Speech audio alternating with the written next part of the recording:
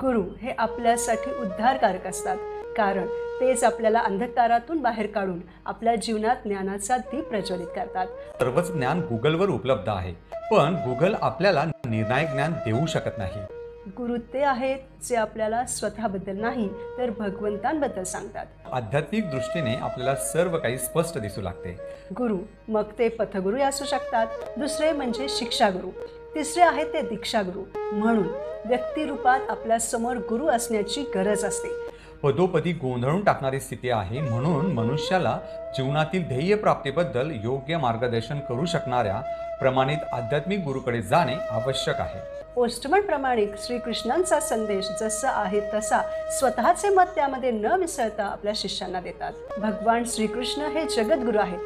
शरीराची मलिनता धुण्यासाठी ज्याप्रमाणे रोज स्नान करणे गरजेचे आहे त्याचप्रमाणे म्हणून भगवद्गीतेतील ज्ञानाचे श्रीकृष्ण हे आद्य आध्यात्मिक गुरु आहेत आणि गीता जाणणारा अर्जुन हा सर्वप्रथम शिष्य आहे. प्रामाणिक गुरु स्वतःच्या आचरणातून इतरांना आदर्श जीवन शिकवतात.